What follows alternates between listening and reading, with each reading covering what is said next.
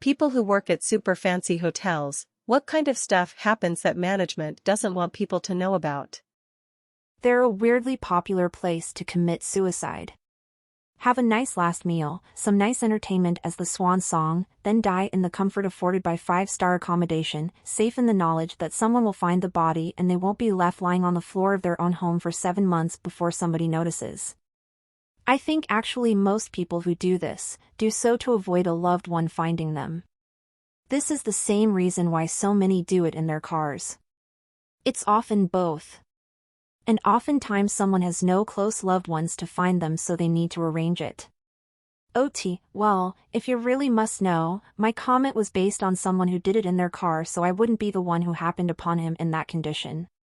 Honestly, don't know why they do any of it, but I'm way off topic here. Yeah, who actually knows anything? I hope you're okay.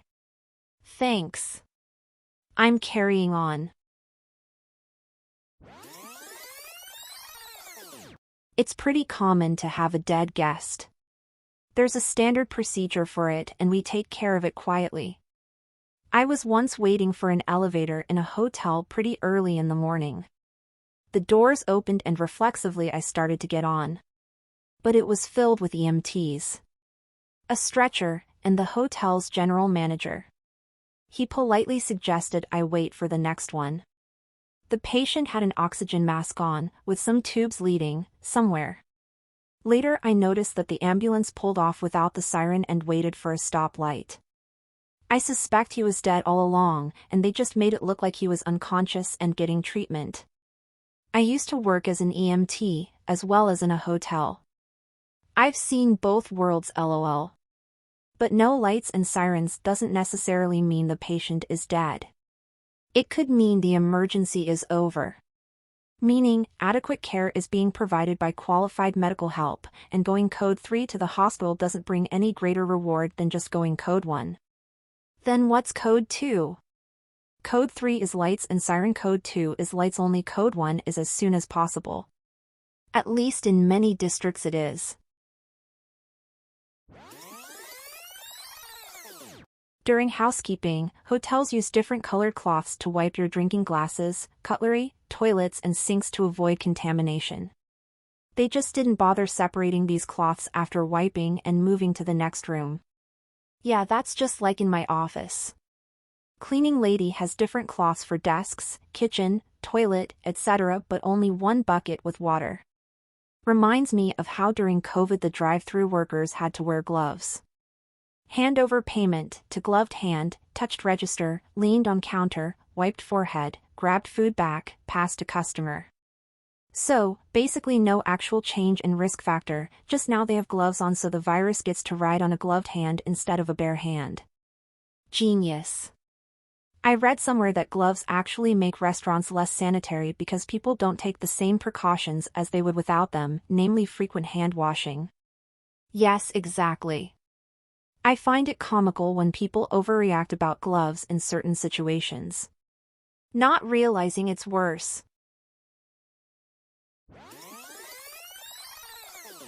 Did valet at an upscale hotel in SF. The number of times I parked luxury vehicles with drugs haphazardly/precariously stowed in obvious places always blew me away. Not surprisingly, those guests were great tippers as they learned who to trust. So many escorts too, always laughed at dudes who come to the restaurant for lunch with a new lady practically every day like he was showing off his catalog of women, as if no one knew he paid for them all. As if no one knew he paid for them all. This is part of the flex. Yup. Paying for sex is only looked down on if it's someone the average person could afford. Once you're into luxury escort money, it becomes, look, I'm so rich I can pay thousands an hour just to have the stunning example of a woman to look at while I eat. Might have sex with her later if I feel like it, she'll never consider saying no. The best of everything is on tap for me. Here's a pro tip I've learned around these people in my line of work. As if no one knew he paid for them all. They know you know and they don't care. Money is a commodity when you have enough of it. You bargain and trade with it. It's not about survival for them, everything is a trinket that can be bought and sold, including time and people. They don't care that you know, because if you care then you're just someone that doesn't get it, because you're poor. Your opinion doesn't matter. Not everyone is like that, but enough are. We take notes on your reservation profile. Everything from anniversary information to fave cocktails and foods. Add notes to pass along to other staff. My wife and I got married in 2009 and stayed a couple nights in a hotel during our honeymoon. Cut to 10 years later, we decided to redo our honeymoon for our 10th anniversary, so we stayed in all the same hotels, etc. Big shout out to Hotel Andra in Seattle. When we got to our room, we have flowers and a bottle of champagne with a note about how thrilled they were we were spending our 10th anniversary there after honeymooning there as newlyweds. Turns out when we booked for our honeymoon we told them and they were able to figure out 10 years later we were there for our anniversary.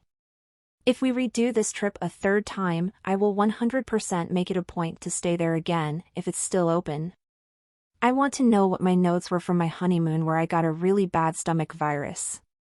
Very white, only eats plain toast and white rice, spends a lot of time in bathroom. Stock extra toilet paper and leave a Magnum bottle of Pepto-Bismol on ice in the room. The resort was super tucked away and the store didn't have Pepto in stock for the first 2 days I was sick. It was rough. Front desk knows all the call girls. We give them water on the way out and sometimes call them taxis. Management doesn't like us doing it, but escorts tip well. It actually makes a lot of sense that they tip well, especially on their way out. They aren't entitled richies and probably respect the staff a lot more than most. Oh yeah, I love chatting with the ladies. They're super nice, tell great stories. Sometimes we did the crossword together while they waited on taxis. More likely they just know that if they don't give the staff a reason to like them they'll usually be trespassed from the building, which hurts their business. People whose business depends on doing things against the law, who aren't rich enough to just ignore the law entirely, generally try to be friendly enough that nobody is motivated to turn them away or turn them in. Criminals with a lot of money usually still tip, and really big. At all levels. If they're smart. Bribery works. I restrict mine to service industry staff. They call it tipping.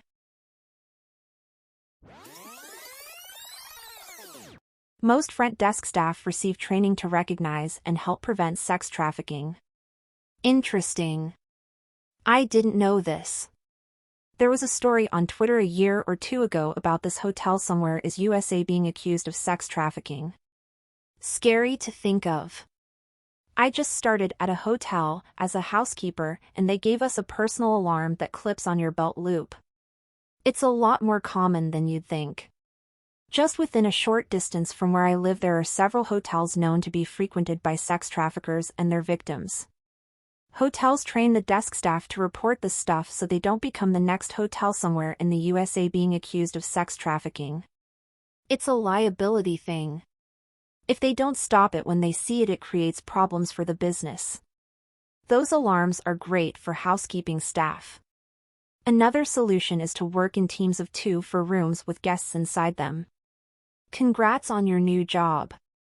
I hope you like it or get promoted to a position where you don't have to work so hard soon. The amount of sex toys left behind will blow your mind.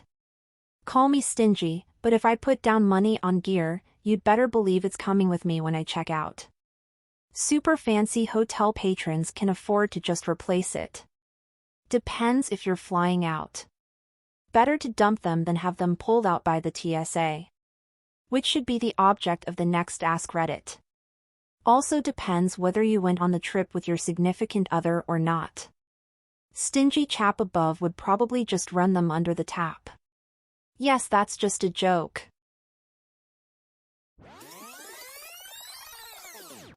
I have a pretty interesting one. We know criminal enterprises have funded casinos in the past.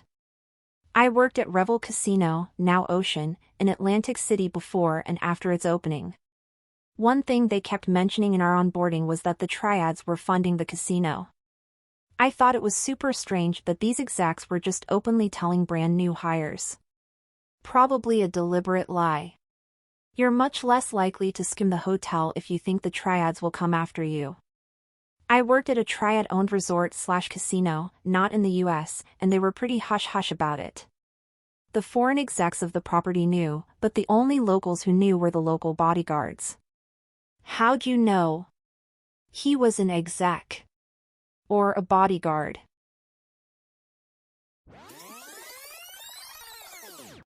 Worked at the Luxor Casino in Vegas while I waited to go to film school. People piss and masturbate under the gambling tables. I've heard casinos keep many slot machine seats in the back because of how often elderly slot jockeys choose to soil themselves instead of going to the bathroom and potentially losing their machine. True? Edit, damn, starting to think casinos should just put slot machines in each toilet stall. Not many but several on reserve. One I worked at would store any chair involved in a guest fall as court evidence for a year. Usually the shit/piss chairs got pulled to the side, deep cleaned by EVS, and back on the floor in 20 minutes. How can they deep clean and dry a chair that has been shat on, within 20 minutes? Leather/vinyl material on the chairs. Hydrogen peroxide or similar chemicals. Not exactly a difficult task, just one I wouldn't wish to do myself. Gotta give it the sniff and taste test at the end to make sure. I only work as a housekeeper at a regular 4-star hotel, but probably about 25% of people either bleed or leave shit stains on the beds. It's truly atrocious how disgusting people are, especially when they know someone else is cleaning it up. Even the wealthier guests. And the best tippers are the cleanest people. If someone fully shit on the bed and used towels to wipe, left cum on the shower door, drank heavily and puked on the carpet in multiple places, and clogged the toilet, that person will not tip at all. But the person who barely used the full bed and didn't use the shower at all and was super clean and polite, now that's a good tipper. Up until a school trip when I was probably 17, I didn't even know to tip the housekeeping staff. My family never did it and we'd been to plenty of hotels. For this school trip, the teacher in charge reminded us on the bus about 10 minutes before we arrived to the hotel to please leave a tip for the housekeepers, and if we wanted to be sure it got to the folks actually cleaning the room to leave it under the pillow with a nice note. USA person here. Up until today, I didn't even know that some people tip the housekeeping staff in hotels. I can't recall anyone I know as talking about doing this, nor have I ever seen anyone doing this. Now I have to go ask my friends if any of them tip housekeeping staff in hotels. Always do.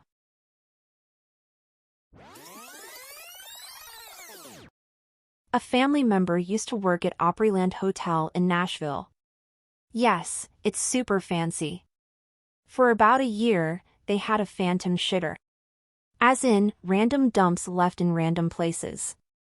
It was always in corners where security cameras didn't reach.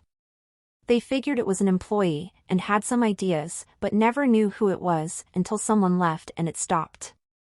This was about 20 years ago. Of course I'm sitting in a bed at this hotel right this moment, lol. You have take a shit in a corner where the camera can't see you. As is tradition.